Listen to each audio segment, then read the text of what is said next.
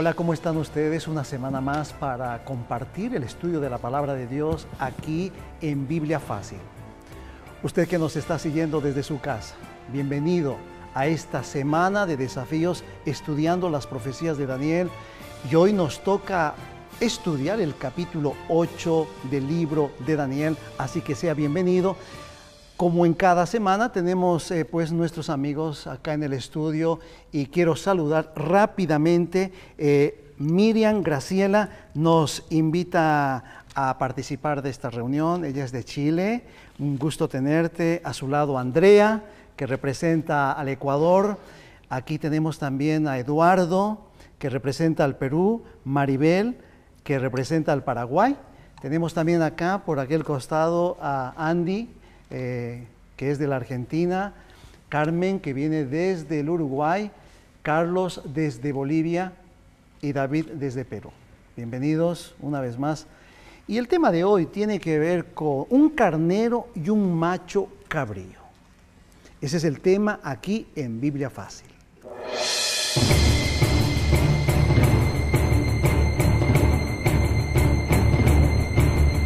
Siempre es ya un sentimiento natural que debe ser siempre activado todos los días cuando estudiamos la Biblia, y es orar. Vamos a pedir la bendición de Dios por el estudio de hoy. Señor que estás en el cielo, gracias una vez más por tu presencia. Te invitamos para que te quedes en nosotros, nos bendigas y cuida, Señor, de la enseñanza de tu palabra. Oramos en el nombre de Jesús. Amén. Bueno, la anterior semana habíamos estado hablando acerca del cuerno pequeño y algo quedó pendiente en el tintero que va a ser una introducción también para el tema del día de hoy y tiene que ver con el dominio del cuerno pequeño. Habíamos mencionado que en la Biblia aparece 3 años y medio, aparece el término también 42 meses en el libro de Apocalipsis, aparece también 1260 días que equivalen a años. ¿Por qué? Hay un versículo en la Biblia, en Ezequiel 4:6, que dice: cumplidos estos, te acostarás sobre tu lado derecho, segunda vez, y llevarás la maldad de la casa de Judá 40 días. Y aquí está la clave para la interpretación de lo que aparece en la profecía. Día por año te lo he dado. Entonces en la profecía, un día equivale a un año. Y por eso ese grupo de pensamientos para mencionar un tiempo de duración donde el cuerno pequeño alcanzó con su influencia dominar esa parte sensible de la religiosidad, imponiendo sus dogmas y principios. También habíamos mencionado que fechas claves para el comienzo son el año 538, donde fue el decreto de Justantino. Y si usted suma del 538 1260 años, matemáticamente usted va a llegar al año 1798, que pasó algo en la historia. Fue prisionero el Papa Pío VI y fue por orden del general Berthier, y se cumplió porque esto está en la historia. El año 538 dijimos que fue el emperador Justiniano que promulgó un decreto mediante el cual se nombraba jefe de la iglesia al obispo de Roma. Sin embargo, como esa ciudad estaba en manos de los ostrogodos y no era posible poner en práctica inmediatamente ese decreto, el emperador envió a 2 de sus mejores generales, Belisario y Narcés, para librar a Roma de los ostrogodos.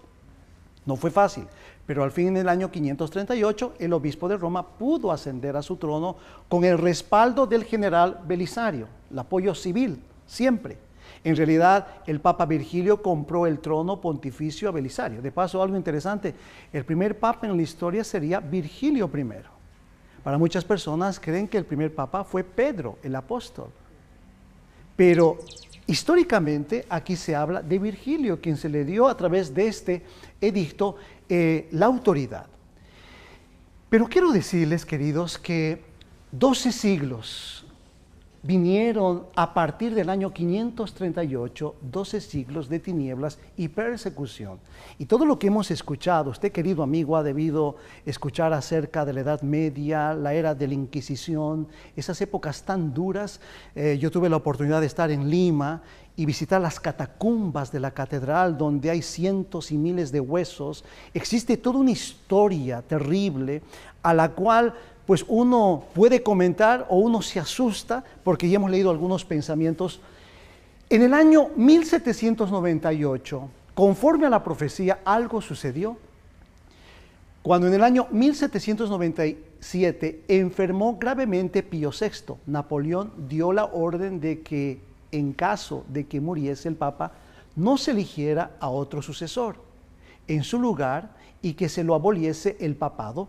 Pero el Papa mejoró y pronto se quebró la paz. Berthier entró en Roma el 10 de febrero del año 1798 y se proclamó la República. El pontífice ya anciano rehusó violar su juramento y reconocerla y fue llevado en prisión hasta que, aniquilado por la fatiga y las tristezas, murió un 19 de agosto del año 1799 en el castillo de Valencia, Francia, a los 82 años de edad. O sea, aquí terminó esas persecuciones terribles porque la profecía marcó 1260 años, 42 meses, 3 años y medio, que equivalen a este tiempo de persecución que concluye en el año 1798. Esto está en la historia. Pero saben, hay una característica que aparece en este cuerno pequeño. Y esto es muy importante mencionar: cambiar los tiempos y ¿qué? La ley. Queridos, es importante mencionar que la palabra de Dios dice que hablará palabras contra el Altísimo y oprimirá a los santos del Altísimo, intentará cambiar los tiempos y la ley, y en su mano serán entregados durante un tiempo, tiempos y la mitad de un tiempo. Yo tengo acá la Biblia católica, versión pequeñita, y tengo también acá en mis manos la Biblia de lenguaje actual, con todos los libros deuterocanónicos.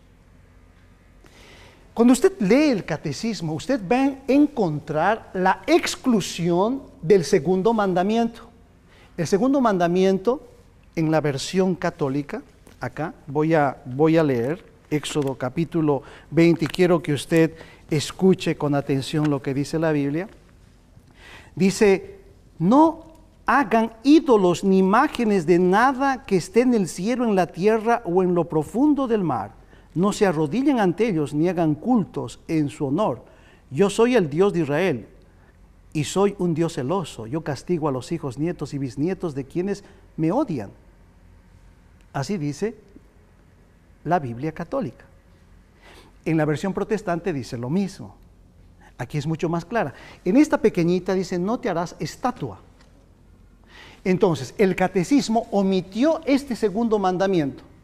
También el catecismo omitió el mandamiento número 4, la observancia del día de reposo. En la versión que yo tengo acá católica, capítulo 20, versículo 8, dice: recuerden que el sábado es un día especial dedicado a mí. Durante los primeros días de la semana podrán hacer todo el trabajo que quieran, pero el sábado será un día en el cual no se va a trabajar, ni ustedes ni sus hijos.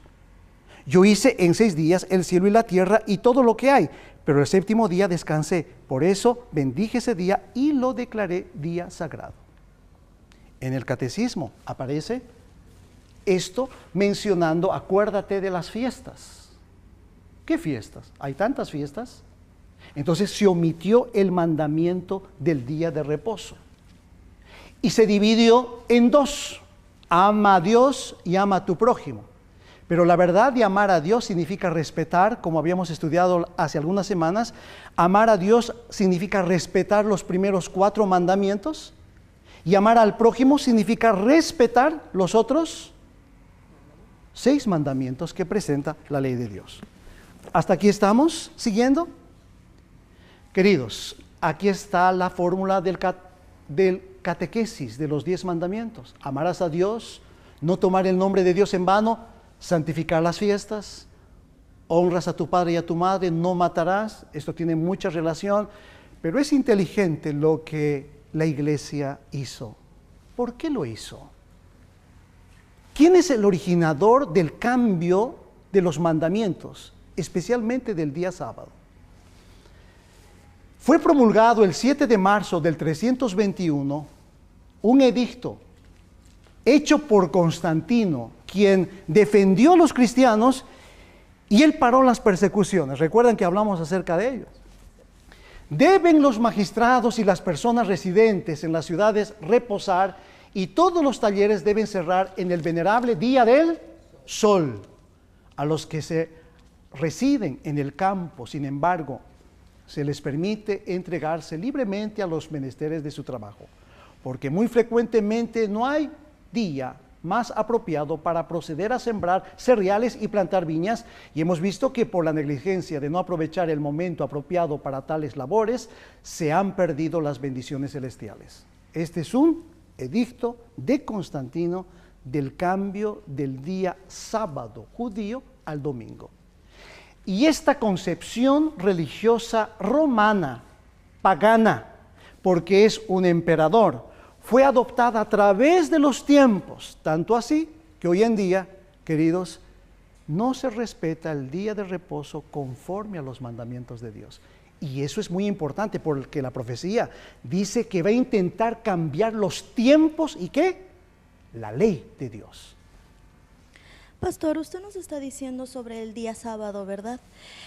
Aquí en la Biblia hay una parte en Colosenses 2:16 que dice: por tanto nadie os juzgue en comida o en bebida, o en cuanto a días de fiesta, luna nueva o días de reposo. ¿A qué se refiere eso? Si el día de reposo usted nos explica que es el día sábado, porque aquí nos habla en la Biblia que nadie os juzgue sobre el día de reposo. Muy bien. Cuando estudiemos un poco acerca del santuario, vamos a encontrar que el pueblo de Dios tenía muchas fiestas interesantes y todas eran fiestas religiosas. Habían algunos días que justamente eran nombrados como días especiales de reposo. Cuando la palabra de Dios habla en Colosenses, está hablando no del día sábado específicamente, está hablando de otros días que eran parte de la festividad judía, y estos días le llamaban reposo. Porque si nosotros encontramos en la palabra de Dios textos claves en relación al sábado, lo vamos a encontrar. Pero en el contexto a los colosenses, un grupo de personas que tenían muchas especulaciones en cuanto a lo que comían, el mensaje les llegó y de pronto el apóstol dice: no vamos a juzgarles en estos aspectos de ritualismo que ustedes abrazan. Pero no te olvides que los mandamientos de Dios fueron escritos con mucha autoridad por Dios con su dedo en Éxodo 20. Entonces, puede aparecer un versículo interesante, pero no significa justificar que no hay un día de reposo en la palabra de Dios predicado ya desde el mismo Génesis, porque nuestros primeros padres ya estaban obedeciendo el día de reposo, porque la palabra de Dios dice que cuando el Señor creó el último día, el Señor, ¿qué hizo? Bendijo, reposó y lo llamó sagrado. Entonces, sin que haya judíos, sin que haya pueblos gentiles, y el Señor colocó en la mente de nuestros primeros padres la observancia del día de reposo. Queridos, no penséis que he venido para abrogar la ley o los profetas. No he venido para abrogar, sino ¿para qué? Para cumplir. Y el Señor Jesucristo dijo algo: si me amáis, guarda mis mandamientos. Si me amáis, guarda mis mandamientos. La pregunta que yo me hago es: ¿estoy amando al Señor? Porque quiero decirles que el enemigo, esta bestia espantosa y terrible, se ha ido a hacer guerra contra el resto de la descendencia de ella. ¿Y quiénes son el resto de la descendencia de ella? Los que guardan los mandamientos de Dios y tienen el testimonio de Jesús. Y antes que Carlos hable, tan solo, por favor, por gentileza, querido amigo telespectador, abra Apocalipsis, el último libro de la Biblia. Vaya al último libro de la Biblia. Vamos a corroborar lo que el Señor nos dice. Apocalipsis capítulo 12. Quizás por primera vez usted va a leer este pensamiento en la Biblia. Apocalipsis capítulo 12. ¿Ya lo encontró? Versículo 17. David, por favor, ¿puedes leer, por gentileza? 12:17. Entonces el dragón se airó contra la mujer y fue a combatir al resto de sus hijos, los que guardan los mandamientos de Dios y el testimonio de Jesús. Ahí está, el dragón se fue a hacer guerra contra el resto de la descendencia de ellos. ¿Los que guardan qué?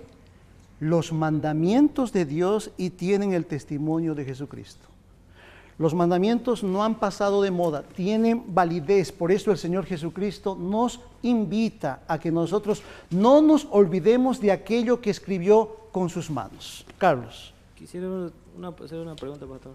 Tengo una duda de qué diferencia hay entre la Iglesia Católica y la Iglesia Adventista.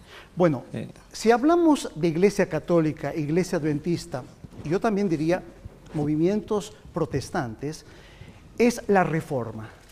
Y aquí el precursor de la Reforma fue Martín Lutero, quien de alguna manera, estudiando la palabra de Dios, comprendió de que ella tenía un mensaje realmente importante y prudente a través de la historia. Entonces, la diferencia es la valorización del protestantismo hacia la palabra de Dios es un poco más exigente. La valorización de la comunidad católica está basado, muchas de ellas, en la tradición.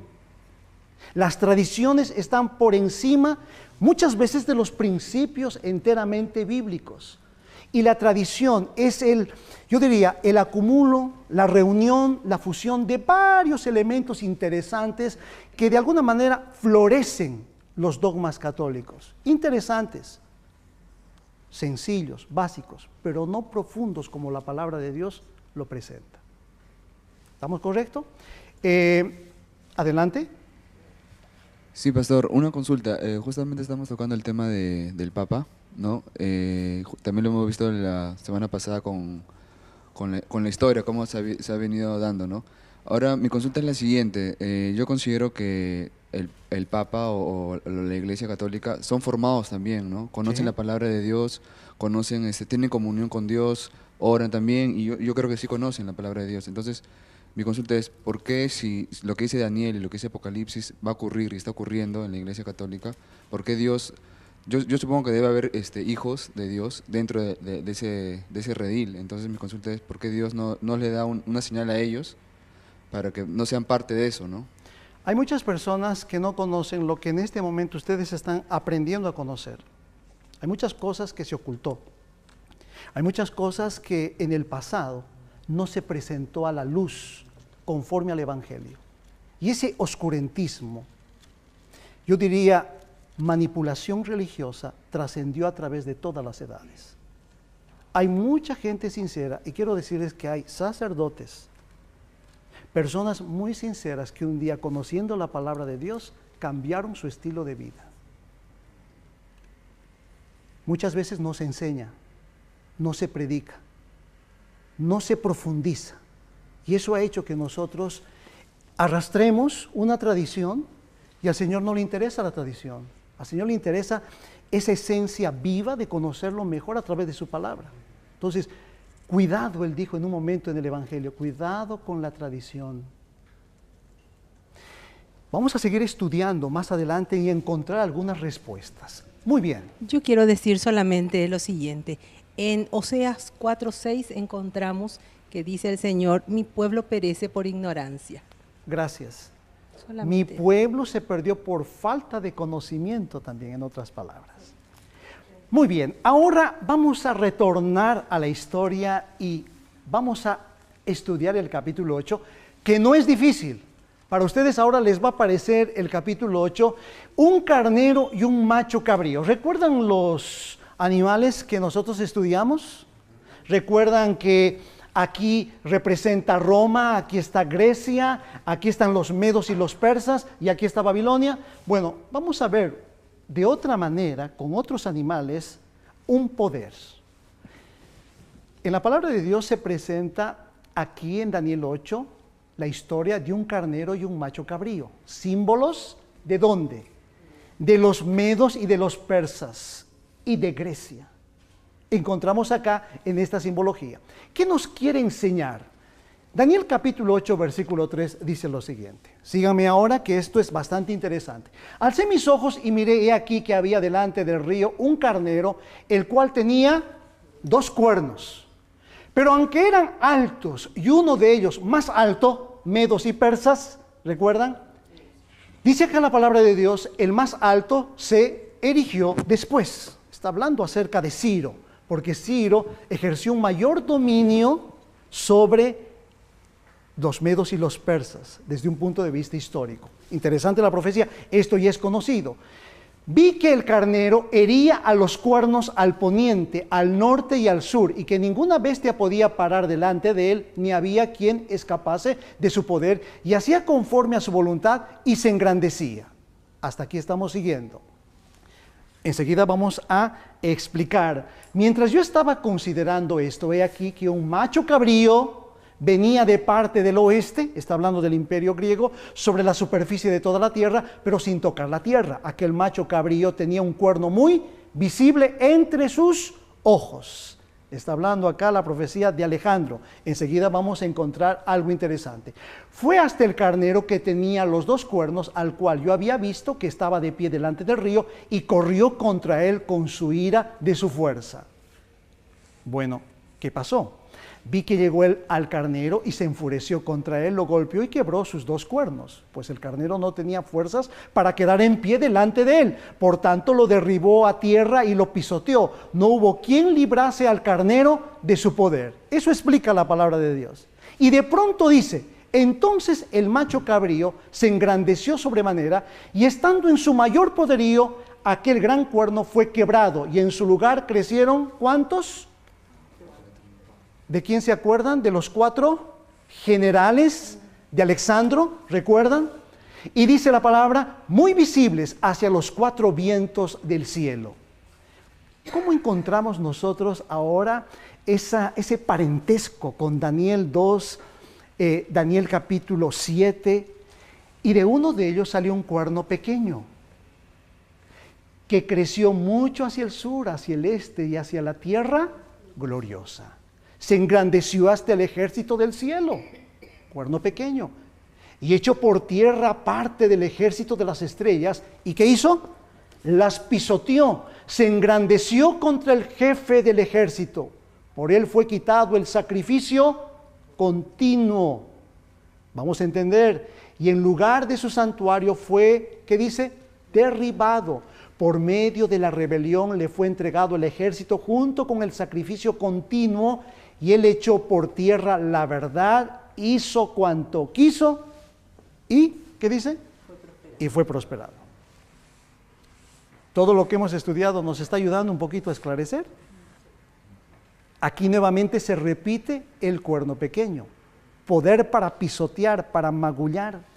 Cuanto quiso, lo hizo. 1260 años de persecuciones, de muerte. Queridos, lamentablemente, el papado, el sentimiento religioso marcante y arrollador, hizo lo que quiso. Y nuevamente Daniel se estremece al ver esta visión. Cuerno pequeño, se engrandeció contra el jefe del ejército.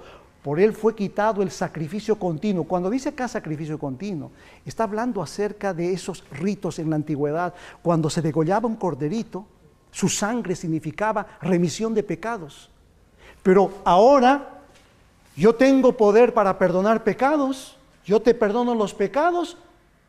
Pisoteó ese sacrificio de reconocer a Jesús como mi Salvador, como mi perdonador. Y acá nuevamente Daniel en este capítulo 8 está refiriéndose y dice, echó por tierra la verdad. Entonces oí una voz de hombre en medio del río Ulai que gritó diciendo, Gabriel, explica esa visión, porque estaba estremecido el pobre Daniel. En cuanto al carnero que has visto, que tenía cuernos, estos son los reyes de... Miren qué interesante, acá aparece con nombre y apellido los reyes de Media y Persia. El macho cabrío es el rey de Grecia. Ahora podemos estar un poco más tranquilos porque ahora la profecía comienza a juntar las piezas en este capítulo. Y el cuerno grande que tenía entre sus ojos es el primer rey. El cuerno que ha sido quebrado y en cuyo lugar ha aparecido 4 cuernos, significa que 4 reinos se levantarán en esa nación, pero no con la fuerza de ella. Cuerno grande se refiere a Alejandro. Cuando habla de esos otros 4, se está refiriendo a los 4 reinos, a los, ¿quiénes? Los generales de Alejandro. Entonces el Señor le revela a Daniel específicamente para que no le quede dudas. Nos vamos a una pausa. Ya venimos y desgranaremos cómo termina este episodio de Daniel capítulo 8.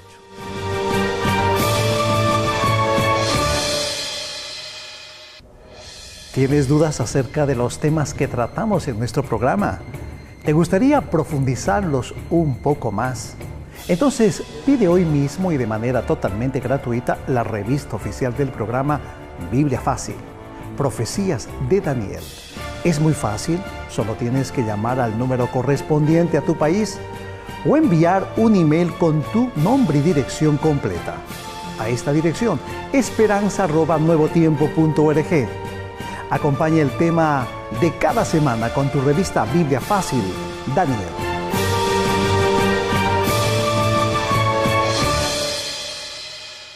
Amigos, estamos en Biblia Fácil, continuando. En la pausa podemos dialogar con nuestro grupo de estudiantes de la Biblia y usted seguramente tiene varias inquietudes y en algunos instantes vamos a un poquito a dialogar y usted puede hacer algunas preguntas que son básicas e importantes. Pero antes de perder el hilo de lo que estamos acá estudiando, qué interesante el auxilio de Gabriel, un ángel que estuvo en el contexto de la bienaventurada Virgen María. Gabriel, que es conocido como un ángel ministrador, de pronto tiene que ayudar y responder las preguntas que tiene Daniel. Nosotros hemos recordado a través de esta profecía una vez más el surgimiento de Alejandro en la historia y el cuerno pequeño reaparece. Como aprendimos en Daniel 7, este cuerno pequeño o rey representa a Roma en 2 fases: imperial, pagana y papal.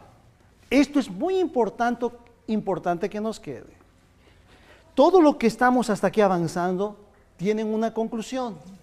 Estos poderes que aparecen representan a la fase imperial pagana y papal.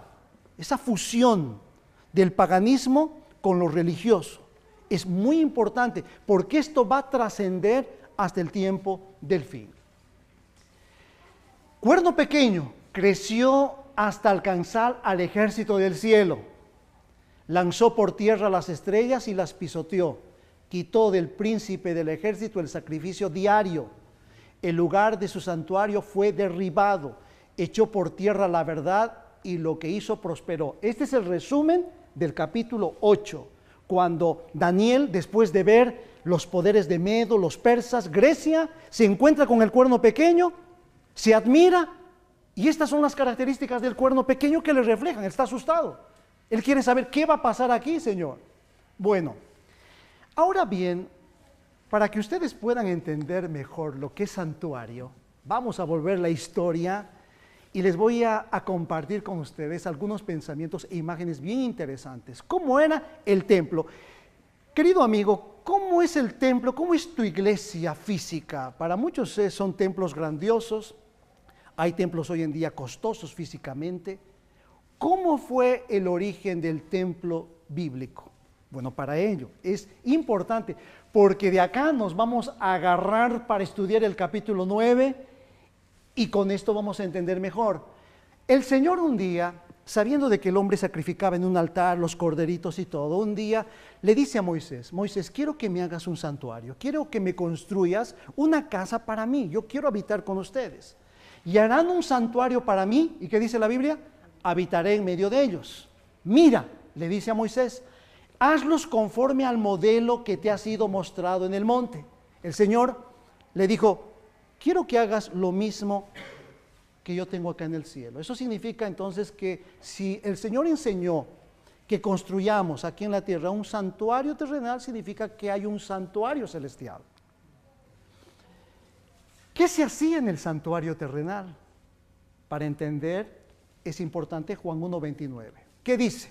A ver, Miriam, quiero que leas ahí en la pantalla lo que dice San Juan capítulo 1, versículo 9. ¿Tienes el micrófono allí? Lee, por favor. ¿Qué dice? El siguiente día vio Juan a Jesús que venía a él y dijo: He aquí el Cordero de Dios que quita el pecado del mundo. Muy bien. Esta expresión cordero es para referirnos a quién? A Jesús. Cordero pascual. Y cuando a mi mente hoy, en este siglo, me llega Cordero Pascual, entonces yo debo recordar la antigüedad, porque Adán y Eva sacrificaron corderos. Después de que ellos pecaron, se sintieron desnudos y tuvieron que fabricar hojas de higuera. En su infinito amor, por primera vez, Adán y Eva tuvieron que sacrificar corderos. Nunca habían degollado un cordero. Degollaron el cordero como una ofrenda para Dios, y con eso se construyeron túnicas de pieles. Entonces, el cordero ya es un tipo del Señor Jesucristo, y viene esto desde el mismo origen. Por eso el cordero pascual que quita el pecado del mundo. ¿Saben ustedes que en el santuario antiguo habían servicios diarios? La Biblia dice así: esto es lo que ofrecerás sobre el altar cada día, continuamente. 2 corderos de un año ofrecerás, uno de los corderos al amanecer y otro cordero lo ofrecerás, ¿cuándo? Al atardecer. Y les dice, esto van a ser continuo. ¿Cuánto tiempo habrá durado esto en la historia? Mucho tiempo, desde que el Señor le dijo a Moisés, Moisés, continuamente hubo continuidad en sacrificios. O sea que el pueblo de Israel era muy rico en tener, ¿qué cosa? Animalitos, corderos. Era un ritual que representaba el perdón de los pecados. Querido telespectador, no había bautismo. No había bautismo. Esa palabra bautismo no existía. La única manera en que el ser humano podía estar a cuenta con Dios era sacrificando un corderito. Si nosotros viviésemos todavía bajo la tradición, podríamos decir, y cultura judía, tendríamos que sacrificar corderos, porque era algo habitual, diario, con mucho amor, con mucho cariño. No se traía cualquier animal, se traía lo mejor del rebaño para sacrificarlo. Entonces, cuando el Señor hizo y pidió, Él dijo, yo quiero que ustedes puedan rendirme gratitud para que yo pueda perdonarlos a través de un servicio diario continuo. Habían ofrendas por el pecado, ofrendas por el pueblo. Queridos, se sacrificaba, había todo un ritual muy interesante en el santuario. El santuario terrenal estaba dividido de esta manera. Había un patio llamado atrio, y en medio del patio había un ambiente muy especial que es conocido como tabernáculo. Y el tabernáculo estaba dividido en 2 partes, lugar santo y lugar santísimo. Toda esta historia está en Éxodo y en Levítico. En el lugar santo estaba un candelabro con 7 brazos. Había un pan con una mesa donde habían 12 panes de la proposición que representaba el alimento espiritual. Este candelabro representaba la presencia de Dios porque siempre tenía que alumbrar todo el tiempo allí en el desierto. Y había un altar con incienso donde el sacerdote entraba con la sangre, rociaba en las puntas, en las 4 puntas, y de esa manera él entraba todos los días al lugar santo. Pero una sola vez entraba al lugar santísimo. En el lugar santísimo estaba el arca del pacto. ¿Ha escuchado hablar? El arca de la proposición, incluso han habido películas del arca. Y dentro del arca, queridos, estaban los 10 mandamientos. Estaba una vara de Aarón florecida y estaba una porción de la vajilla del maná. Cubría una tapa llamada la Shekinah con 2 ángeles que estaban en una posición de reverencia. Y esto fue construido por orden de Dios, y Moisés hizo una réplica de lo que en el cielo hay. Y en este templo se adoró, se sacrificó corderos, se sacrificó bueyes, toros, macho cabríos. Incluso la persona que tenía poco dinero podía sacrificar una palomilla. Un sacrificio continuo tenía que darse con un cordero, y este fue el sentimiento de adoración por mucho tiempo. ¿Estamos entendiendo? ¿Hasta aquí? ¿Andy? Sí. ¿Fue el micrófono, Andy? Comentarios. Interesante la manera y los rituales en la antigüedad, en el tiempo de Israel, que está en la palabra de Dios. Sí, igual no me queda todavía del todo claro el porqué de eso, el porqué del sacrificio, el porqué, o sea, que más allá de la creencia, que creo que se basa en la creencia. Muy ¿no? bien. Ahora viene la respuesta a tu pregunta. Para entender bien el tema, queridos, había un día de expiación. Todos los días se sacrificaban corderos, pero había un día en el año que era el día de la expiación. Era la purificación del santuario terrenal. Y este día de expiación era el día 10 del mes séptimo. Era un servicio anual. Aarón echará suerte sobre los 2 machos cabríos, una suerte para Jehová y otra para Azazel. Azazel es una representación de Satanás. En el siguiente tema vamos a encontrar mejor la respuesta. Luego Aarón hará acercar el macho cabrío sobre el cual haya caído la suerte para Jehová y lo ofrecerá en sacrificio por el pecado. Pero el macho cabrío sobre el cual haya caído la suerte para Azazel será presentado vivo delante de Jehová para hacer expiación sobre él y enviarlo al desierto. Les explico. 2 machos cabríos, 2 animalitos. Uno representaba al pueblo de Dios y otro representaba a Satanás. El sacerdote sacrificaba al primer macho cabrío, entraba en el santuario, lugar santo, lugar santísimo, expiaba la purificación y la limpieza en una ceremonia especial. Luego salía, colocaba sus manos en el 8 macho cabrío vivo, y una persona era destinada a enviar al desierto, y allá en el desierto se perdía. Con esa ceremonia se expiaba todos los pecados del año en esta ceremonia llamada el día de la expiación. Ahora, Andy, todo esto apuntaba a ¿qué cosa? A Cristo Jesús. Porque sin derramamiento de sangre no hay perdón de pecados. Había derramamiento de sangre porque era la única manera en estar a cuenta con Dios. En la antigüedad era así. Por eso, no sé si tú en algún momento en las películas, y usted, querido telespectador, vio que cuando el Señor Jesucristo murió, el velo del templo se rasgó, porque fue en Pascua que murió el Señor Jesucristo. Y de las manos del sacerdote huyó el cordero, porque en lugar del cordero, ¿quién estaba muriendo? Jesús, porque Él es el cordero pascual que quita el pecado del mundo. Entonces, si Jesús no hubiera muerto, estoy seguro de que hoy todavía, en este tiempo, tendríamos que sacrificar corderos, porque era una obediencia sacrificar corderos, porque era la única manera de estar a cuenta con Dios. Si Cristo no hubiera muerto, es posible que no hubiera habido bautismo, porque la única manera y requisito hubiera sido ¿qué? Sacrificando al cordero, porque se degollaba al cordero, salía toda su sangre. Era presentado al altar, era quemado, su sangre era llevado y rociado en el altar. Y una vez al año el sacerdote rociaba en el altar, en el lugar santísimo, y rociaba también la cortina. Era una ceremonia impactante, todos tenían que prepararse. El Señor Jesucristo, con su muerte, nos dio la posibilidad de ya no sacrificar corderos, porque ahora su sangre nos quita todo pecado. Qué maravilloso, ¿no? Las enseñanzas de la palabra de Dios. Si no, Miri tendría que tener en su casa muchos corderos. Todos tendríamos que, porque era algo así. Yo diría, un pedido del Señor a través de las generaciones. Esto sucedió. ¿Por cuánto tiempo? Queridos, yo diría por más de aproximadamente casi 4,000 años hubo derramamiento de sangre de cordero.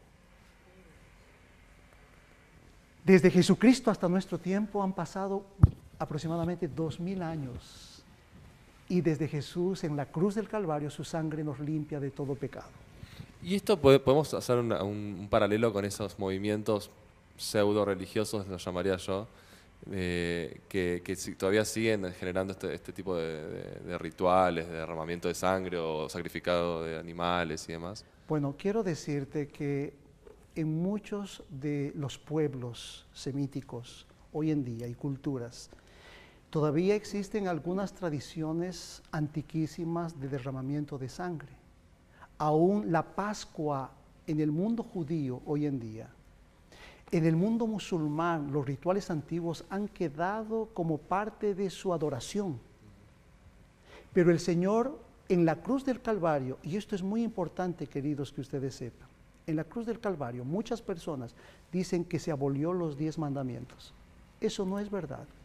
Lo que en la cruz del Calvario se abolió fueron las tradiciones que el pueblo israelita tenía en cuanto a sacrificio de corderos.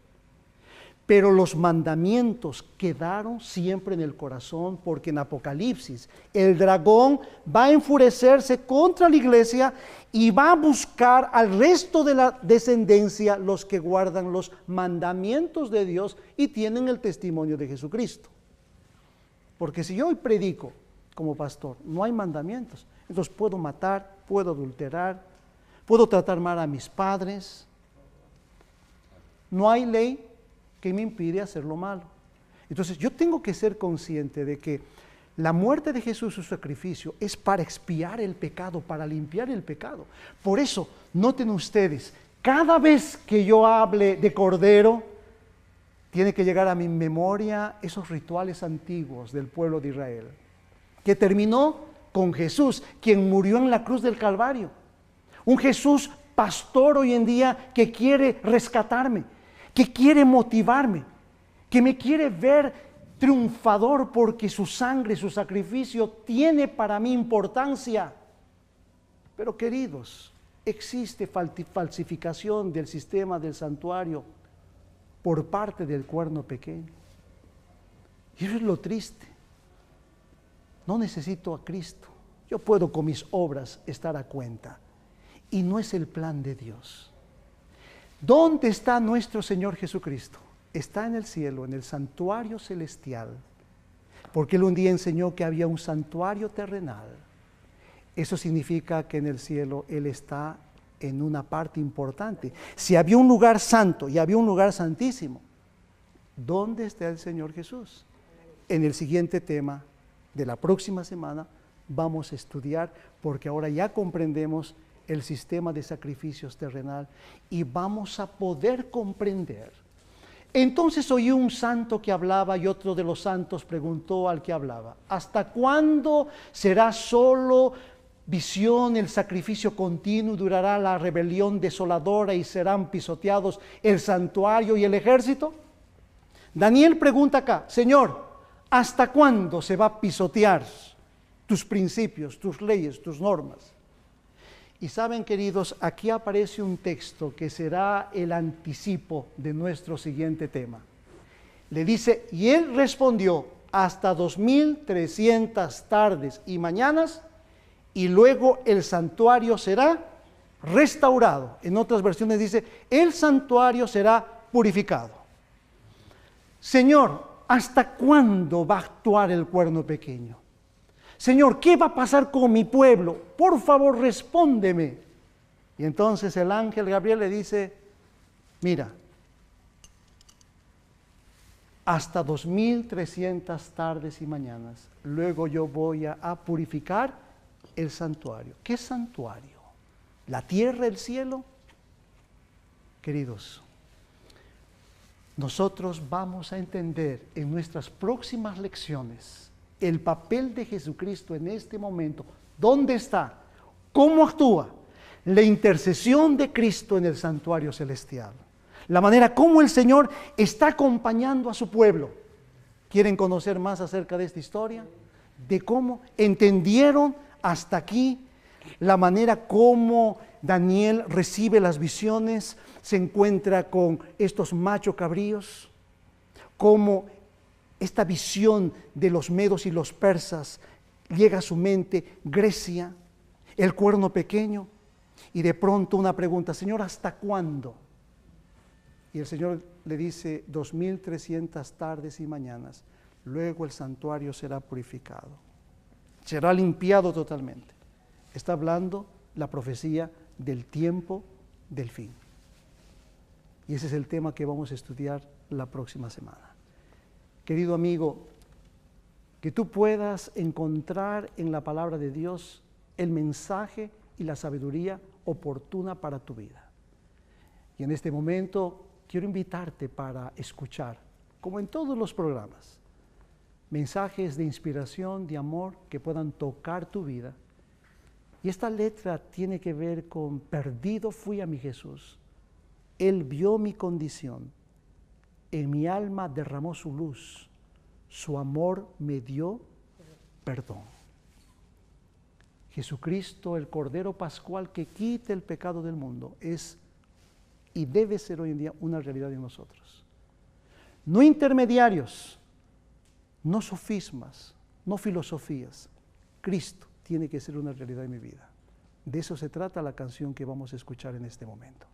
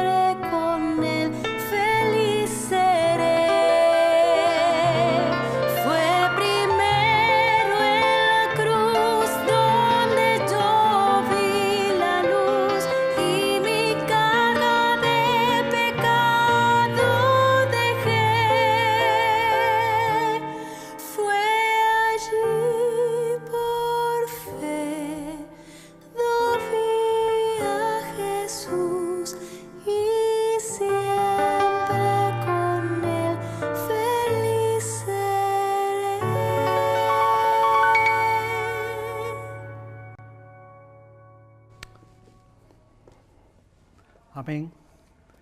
Pensamiento de Hebreos 9, versículo 14. Mucho más la sangre de Cristo, quien por el Espíritu Eterno se ofreció a sí mismo sin mancha a Dios, purificará vuestra conciencia de las obras que llevan a la muerte, para que sirváis al Dios vivo. Acá aparece ese término sangre, la sangre de Jesucristo. Cuando yo como ser humano acepto a Jesús como mi Salvador y me entrego, yo estoy aceptando su sangre, su sacrificio. Es lo único que me puede perdonar. Los 10 mandamientos solamente son un espejo que reflejan mi conducta. Quien finalmente me perdona es el Señor Jesucristo. Y hay un principio importante en la Biblia, el bautismo por inmersión. Por lo tanto, el día de hoy hemos aprendido a que sacrificios no fueron simplemente cultura, fue entrega, fue bendición, fue llamado. Querido telespectador, que el día de hoy puedas aceptar a Jesús como el Cordero Pascual que quite el pecado del mundo. Alguien que quiere darte una experiencia nueva, renovada. Quiere el Señor en tu vida fortalecerte, pero hacerte entender el camino por donde debes ir. Fue allí por fe donde vi a Jesús y siempre con Él feliz seré. Vamos a orar. Señor, una vez más, gracias por tu palabra y por este estudio en este día, en esta hora. Bendice a nuestros queridos estudiantes de la Biblia acá presentes, a nuestros estudiantes que nos miran por la televisión o a través del internet o a través de un video. Señor, danos ánimo y fuerza. Acompáñanos. Oramos en el nombre bendito de Jesús. Amén.